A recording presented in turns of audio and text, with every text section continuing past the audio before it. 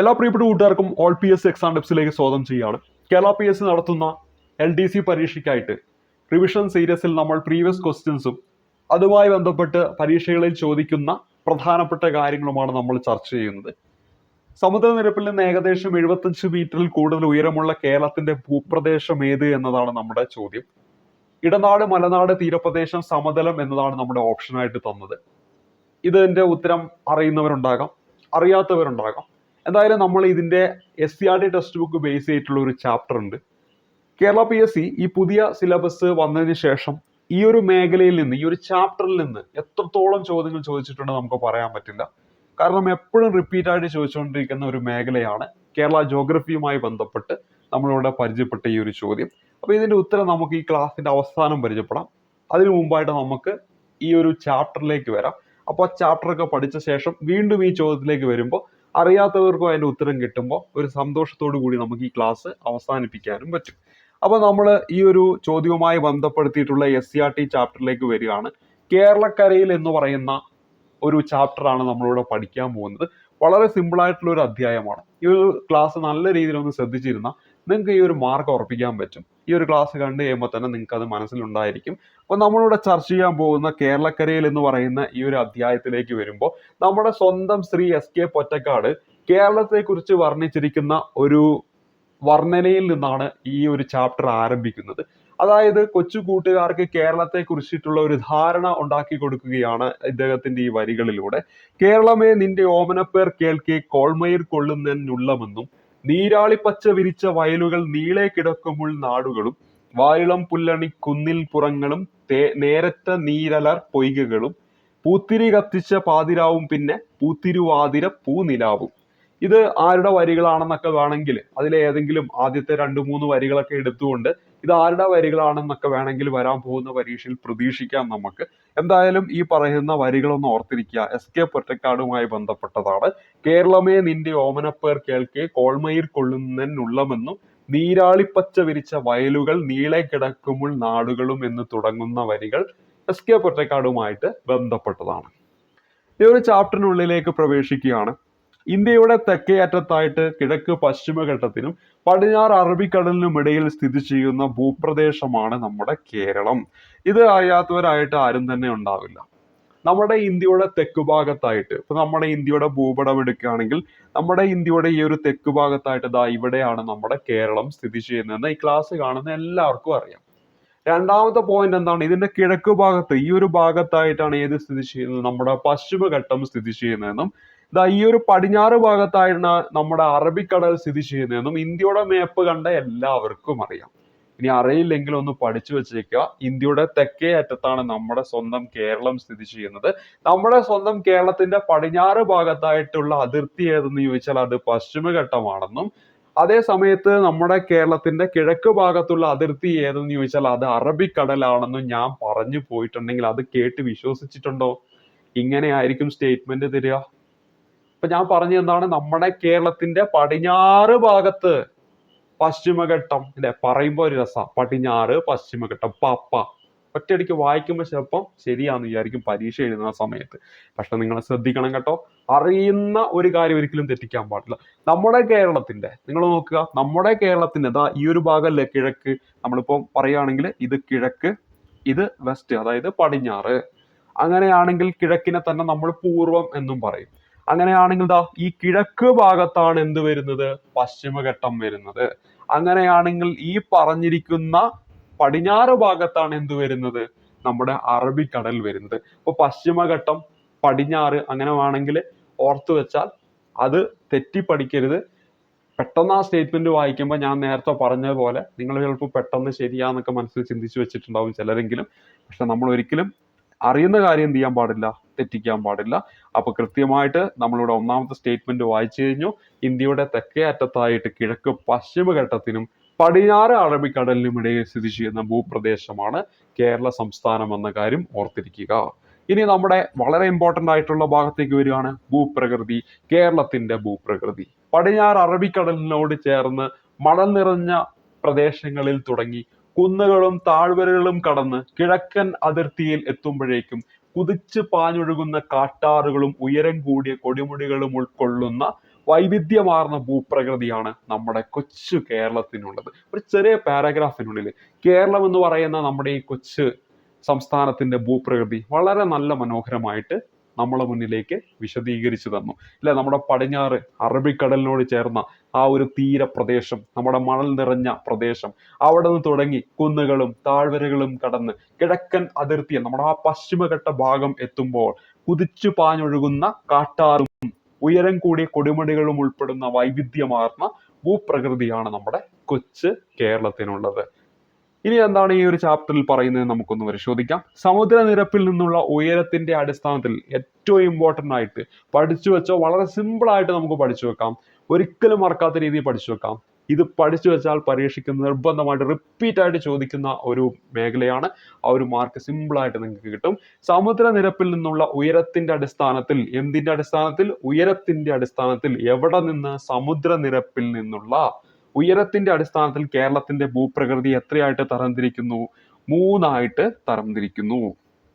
അപ്പൊ നമ്മളെ കേരളം ഇങ്ങനെ എടുക്കുകയാണെങ്കിൽ അതിൽ ഈ പറയുന്ന ഭാഗത്താണ് അറബിക്കടൽ എന്ന് നമുക്കറിയാം. ആ അറബിക്കടൽ, അതായത് സമുദ്ര തീരം, ആ സമുദ്ര തീരത്തിൽ നിന്നും 7.5 മീറ്റർ 7.5 മീറ്റർ വരെ ഉയരമുള്ള പ്രദേശത്തെ നമുക്ക് തീരപ്രദേശം എന്ന് പറയാൻ പറ്റും. അപ്പൊ 7.5 മീറ്റർ വരെയുള്ള പ്രദേശത്തെ നമുക്ക് എന്തെന്ന് പറയാം? തീരപ്രദേശം എന്ന് പറയാം.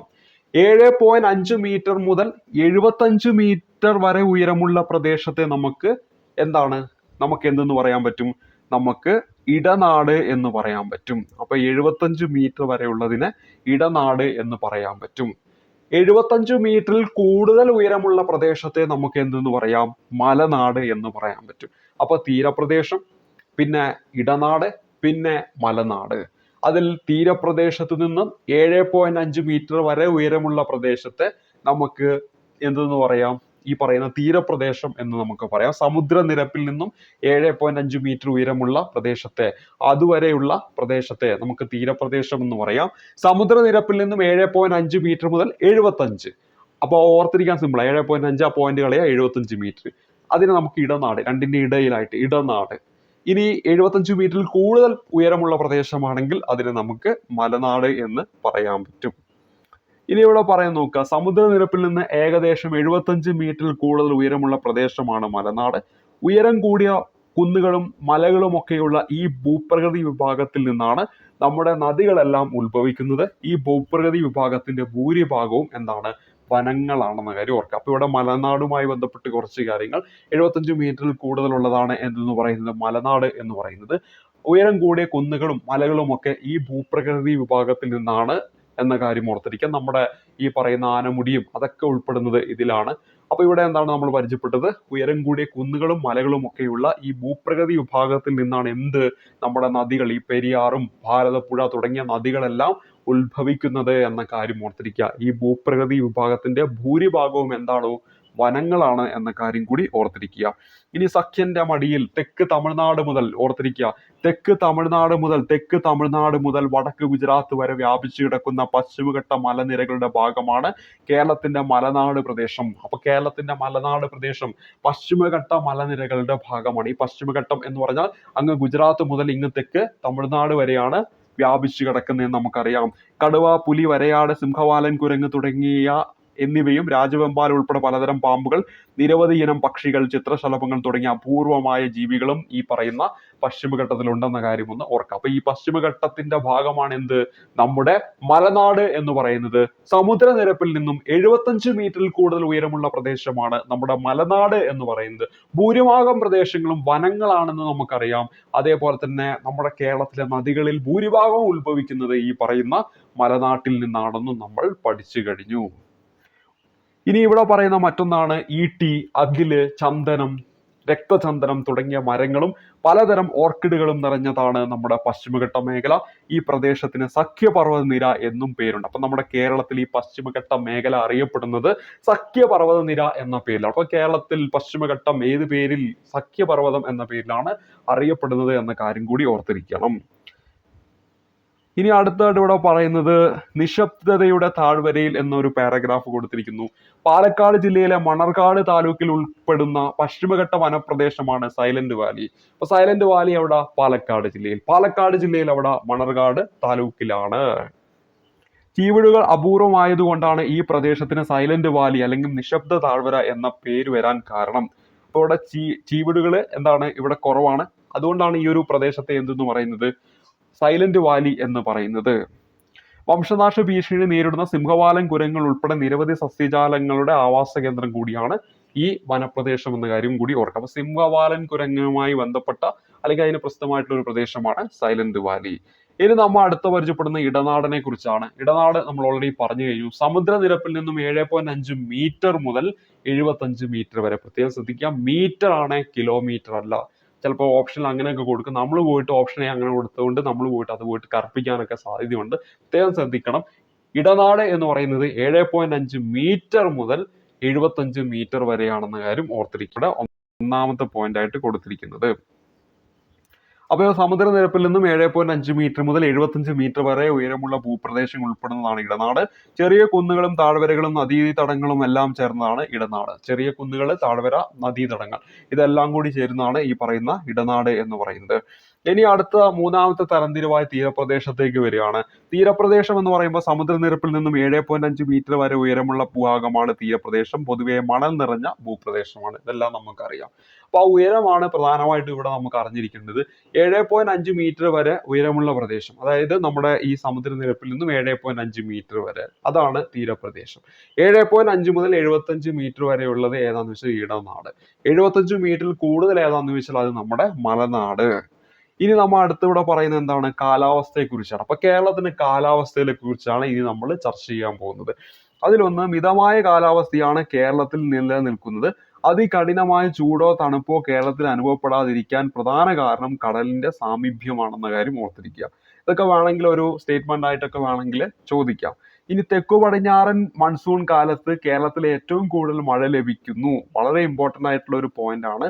കേരളത്തിൽ ഏറ്റവും കൂടുതൽ മഴ ലഭിക്കുന്നത് തെക്കു പടിഞ്ഞാറൻ മൺസൂൺ കാലത്താണെന്ന കാര്യം ഓർത്തിരിക്കുക.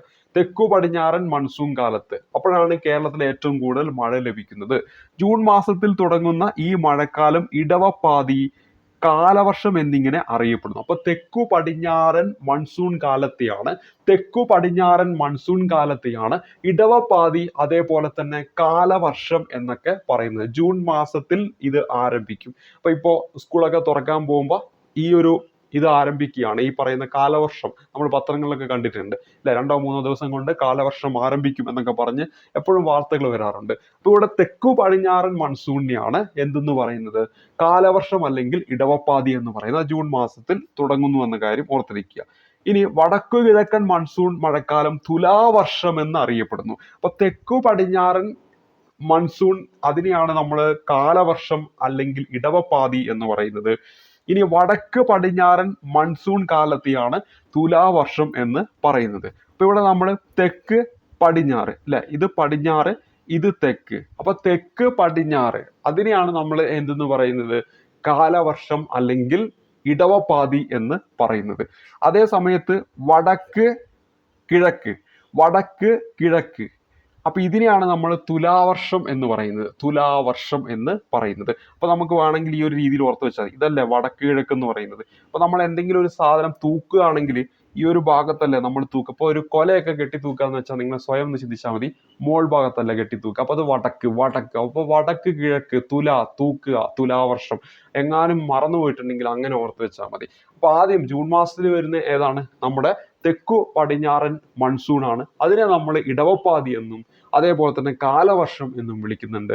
വടക്ക് കിഴക്ക് മൺസൂണിനെയാണ് നമ്മൾ എന്തെന്ന് പറയുന്നത്? തുലാവർഷം എന്ന് പറയുന്നത്. ഇനി അടുത്തത് നമുക്ക് പരിചയപ്പെടാം. അടുത്തായിട്ട് ഇവിടെ പറഞ്ഞിരിക്കുന്നത് വടക്ക് കിഴക്കൻ മൺസൂൺ മഴക്കാലം തുലാവർഷം എന്നറിയപ്പെടുന്നത് വൈകുന്നേരങ്ങളിലെ ഇടിയോടുകൂടിയ മഴയാണ് തുലാവർഷത്തിന്റെ പ്രത്യേകത.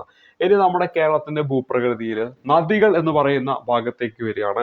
പശ്ചിമഘട്ടത്തിൽ നിന്ന് ഉത്ഭവിച്ച് കേരളത്തിലൂടെ ഒഴുകുന്ന 44 നദികളുണ്ട്. കേരളത്തിൽ 44 നദികൾ. ഇതില് 3 നദികൾ കിഴക്കോട്ട് ഒഴുകുന്നു, 41 നദികൾ എങ്ങോട്ടാ? പടിഞ്ഞാറോട്ട് ഒഴുകുന്നു. കിഴക്കോട്ട് ഒഴുകുന്ന 3 നദികളാണ് കബനി, ഭവാനി, പാമ്പാർ എന്നീ നദികൾ എന്ന കാര്യം ഓർത്തിരിക്കുക. വയനാട് ജില്ലയിലൂടെ ഒഴുകുന്ന കിഴക്കോട്ട് ഒഴുകുന്ന കർണാടകയിലേക്ക് പോയി പതിക്കുന്ന കാവേരി നദിയുടെ പോഷക നദിയായിട്ട് വരുന്ന നദി ചോദിച്ചാൽ അവിടെ എപ്പോഴും PSC പറയുന്ന ഉത്തരം കബനിയാണ്.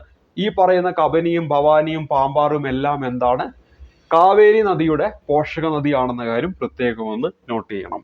കാവേരി നദിയുടെ പോഷക നദിയാണ്. അതിൽ തന്നെ കബനി, ഭവാനി, പാമ്പാർ. കബനി എവിടെയാണ്? നമ്മുടെ വയനാട് ജില്ലയിലാണ്. ഇടുക്കിയിൽ പാമ്പാറും ഭവാനി എന്ന് പറയുന്നത് പാലക്കാടിലൂടെയും ഒഴുകുന്നു. ഇനി കിഴക്കോട്ട് ഒഴുകുന്ന എത്ര നദികൾ അപ്പോഴുണ്ട്? അവിടെ നമുക്ക് 3 എന്ന് പറയാം. അപ്പൊ കിഴക്ക് എന്ന് പറയുമ്പോൾ ഈസ്റ്റ് അല്ലേ? കിഴക്ക് എന്ന് പറയുമ്പോൾ ഈസ്റ്റ്. ആ ഈനെ പിടിച്ച് തിരിച്ചാൽ മതി, നമുക്ക് 3 എന്ന് കിട്ടും. അപ്പൊ പിന്നെ 3 കുറച്ചാൽ 41 എങ്ങോട്ടാ? പടിഞ്ഞാറ് ദിശയിലാണ് ഒഴുകുന്നത് എന്ന കാര്യം ഓർത്തിരിക്കുക. ഇനി അടുത്തത് പുനർജനനി എന്ന് പറയുന്ന ഒരു പദ്ധതിയുണ്ട്. ഇത് പരീക്ഷയ്ക്കൊക്കെ വന്നിട്ടുള്ളതാണ്. 1/4 നൂറ്റാണ്ട് മുമ്പ് വറ്റിവരണ്ട് പോയ അട്ടപ്പാടിയിലെ കൊടങ്ങരപ്പള്ളം പുഴ. ഇവിടെ ഓർത്തിരിക്കുക, ഏതാണ്? അട്ടപ്പാടി, പാലക്കാട് അട്ടപ്പാടി കൊടങ്ങരപ്പള്ളം പുഴ. അതിന്റെ ഒഴുക്ക് വീണ്ടെടുത്തുകൊണ്ടിരിക്കുന്നു. തമിഴ്നാട് അതിർത്തിയിലെ പെരുമാൾമുടിയിൽ നിന്ന് ഉത്ഭവിച്ച്. അപ്പൊ ഇവിടെ ഓർത്തിരിക്കുക, ഈ പറയുന്ന കൊടങ്ങരപ്പള്ളം പുഴ എന്ന് പറയുന്നത് എവിടെ നിന്നാണ് ഉത്ഭവിക്കുന്നത്? തമിഴ്നാട് അതിർത്തിയിലെ പെരുമാൾമുടിയിൽ നിന്ന് ഉത്ഭവിച്ച് ഭവാനിപ്പുഴയിൽ എത്തിച്ചേരുന്ന പുഴയാണ് ഈ പറയുന്ന കൊടങ്ങരപ്പള്ളം പുഴ എന്ന് പറയുന്നത്. അപ്പോൾ ഭവാനി നമ്മളിപ്പോൾ പഠിച്ചതേ ഉള്ളൂ. നമ്മുടെ പാലക്കാട് ജില്ലയിലൂടെ ഒഴുകുന്ന, കിഴക്കോട്ട് ഒഴുകുന്ന കേരളത്തിന്റെ നദിയാണ് ഈ പറയുന്ന ഭവാനി എന്ന് പറയുന്നത്. അപ്പൊ ഇവിടെ നമ്മൾ പരിചയപ്പെടുന്ന കൊടങ്ങരപ്പള്ളം പുഴ എന്ന് പറയുന്നത് ഭവാനി പുഴയുടെ പോഷക നദിയാണ്. ആ ഭവാനി പുഴയിലേക്കാണ് അത് എത്തിച്ചേരുന്നത്. ഇത് എവിടെ നിന്നാണ് ഉത്ഭവിക്കുന്നത്? തമിഴ്നാട് അതിർത്തിയിലെ പെരുമാൾമുടിയിൽ നിന്നാണ് ഉത്ഭവിക്കുന്നത് എന്ന കാര്യം കൂടി ഓർത്തിരിക്കുക. ഇനി വനനശീകരണമാണ് പുഴയുടെ നാശത്തിന് വഴിതെളിച്ചത്. മഴക്കുഴികൾ, തടയണകൾ എന്നിവയുടെ നിർമ്മാണം, കാട് വെച്ച് പിടിപ്പിക്കൽ തുടങ്ങിയ പ്രവർത്തനങ്ങൾ മൂലം പുഴ നീരൊഴുക്ക് വീണ്ടെടുത്ത് അട്ടപ്പാടി പ്രദേശത്ത് കൂടി വീണ്ടും ഒഴുക്കിക്കൊണ്ടിരിക്കുന്നു. അതിനുവേണ്ടി നടപ്പിലാക്കിയ പദ്ധതിയാണ് ഈ പുനർജനനി എന്ന് പറയുന്ന പദ്ധതി. അപ്പൊ പുനർജനനി എന്ന് പറയുന്ന ഈ ഒരു പദ്ധതി കൊടങ്ങരപ്പള്ളം പുഴയുടെ വീണ്ടെടുക്കലുമായി ബന്ധപ്പെട്ട ഒരു പദ്ധതിയാണ് എന്ന കാര്യം പ്രത്യേകം ഒന്ന് ഓർത്തിരിക്കണം.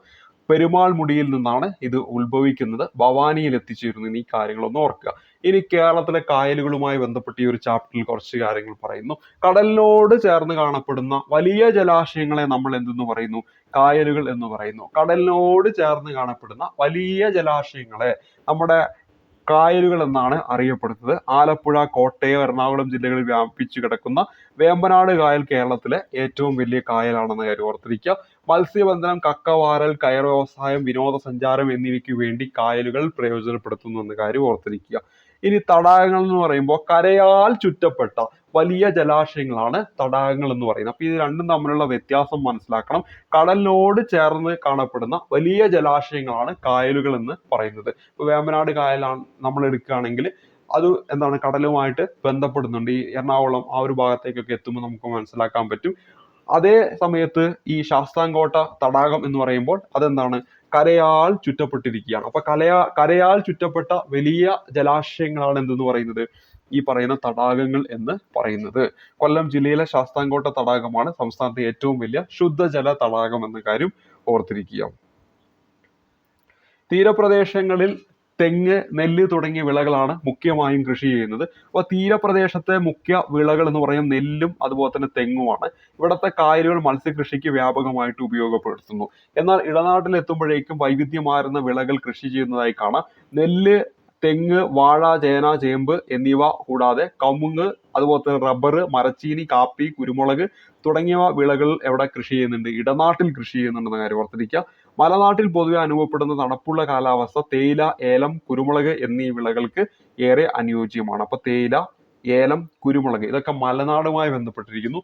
എന്നാൽ വൈവിധ്യമാർന്ന വിളകൾ ഇടനാട്ടിലേക്ക് വരുമ്പോൾ ഉണ്ട്. നെല്ല്, തെങ്ങ്, വാഴ, ചേന, ചേമ്പ് എന്നിവ കൂടാതെ കമുങ്ങ്, റബ്ബർ, മരച്ചീനി, കാപ്പി, കുരുമുളക് തുടങ്ങിയവയെല്ലാം ഇടനാടുമായി ബന്ധപ്പെട്ടതാണ്. അതായത് ഈ ഒരു വിളയ്ക്ക് അനുയോജ്യം കൂടുതലും എവിടെയാണ്? ഇടനാടാണ്. അതേ സമയത്ത് മലനാട്ടിൽ പൊതുവെ അനുഭവപ്പെടുന്ന തണുപ്പുള്ള കാലാവസ്ഥയാണ്. അവിടെ നമുക്കറിയാം, ഇപ്പോൾ വയനാട്ടിലേക്കൊക്കെ വന്നാൽ തേയില കാണാം.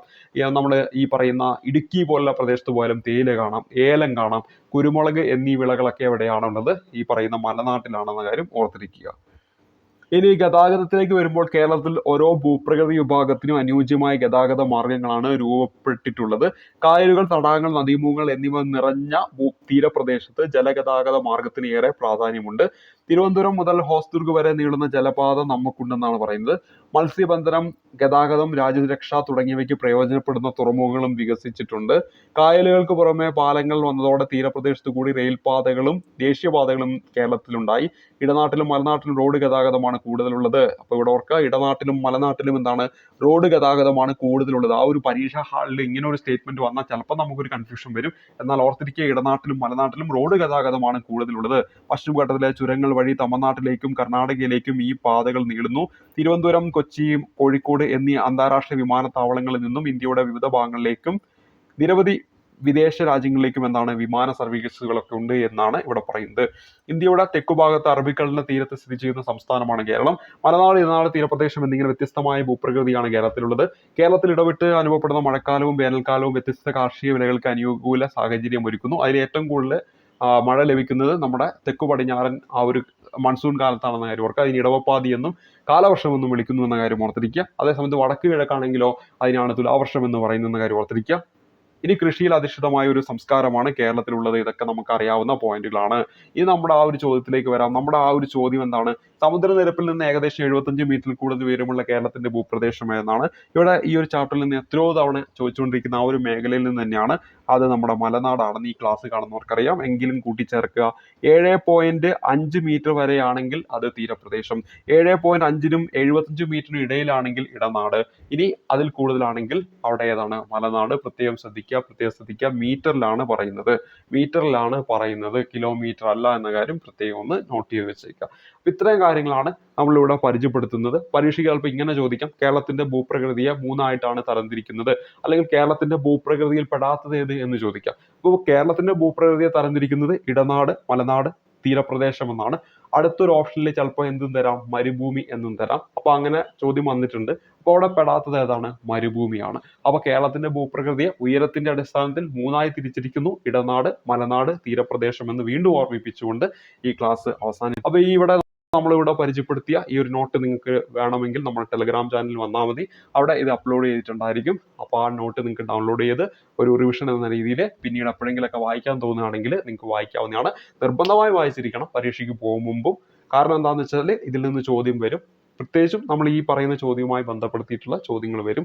ഇപ്പോൾ ഇവിടെ മലനാട് ചോദിച്ചെങ്കിൽ നാളെ തീരപ്രദേശം ചോദിക്കാം, അല്ലെങ്കിൽ ഇടനാട് ചോദിക്കാം. നേരത്തെ പറഞ്ഞ പോലെ കേരളത്തിന്റെ ഭൂപ്രകൃതി വിഭാഗത്തിൽ പെടാത്തത് ഏത് എന്ന് ചോദിക്കാം. അതുപോലെ തന്നെ നമ്മൾ ഇതിൽ പറഞ്ഞു പോയ ഓരോ നമ്മൾ പരീക്ഷയ്ക്ക് ചോദിക്കില്ല എന്നൊക്കെ പറഞ്ഞു പോകുന്ന പോയിന്റുകൾ പോലും എടുത്തുകൊണ്ട് ചോദ്യകർത്താവ് ചോദ്യം ഇടുന്നതായിട്ട് നമ്മൾ കണ്ടിട്ടുണ്ട്. അതുകൊണ്ട് ഒരു ചാപ്റ്റർ നമ്മൾ വായിക്കുമ്പോൾ കൃത്യമായിട്ട് നമ്മൾ അതിലെ ഓരോ കാര്യങ്ങളും ചോദ്യം വരും എന്ന രീതിയിൽ കണ്ടുകൊണ്ട് വേണം ക്ലാസ്, അതായത് നമ്മൾ പഠിക്കാനായിട്ട്.